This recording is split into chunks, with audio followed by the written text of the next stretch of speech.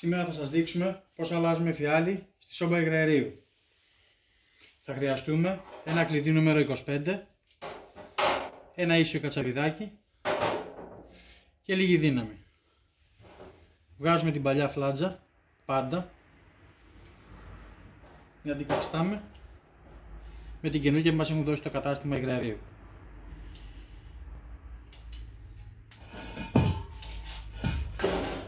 Βιδώνουμε αριστερά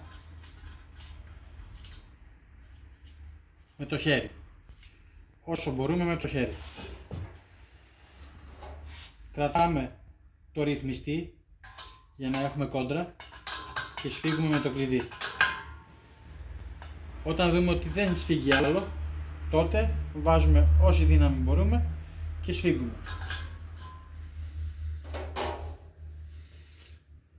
Βάζουμε τον αφρό από το σαπούνι στη φιάλη και βάζουμε και πάντα στο λάστιχο να είμαστε σίγουροι ότι ο σφιχτήρας δεν έχει διαρροή. Ανοίγουμε και αν εδώ κάνει φυσαλίδες σημαίνει ότι έχουμε διαρροή. Αν δεν κάνει φυσαλίδες είμαστε έτοιμοι να ανάψουμε τη σόμπα. Στη συγκεκριμένη σόμπα θα σας δείξω τον τρόπο ανάματος. Ανοίγουμε τη φιάλη. Στο διακόπτη έχει ένα αστεράκι στο σημείο ανάματος. Πατάμε μέσα και πατάμε το σφινθήρα. Κρατάμε το διακόπτη πατημένο για 5 δευτερόλεπτα να ζεσταθεί το θερμοστοιχείο, είναι μια ασφάλεια της σόμπας, και αφήνουμε.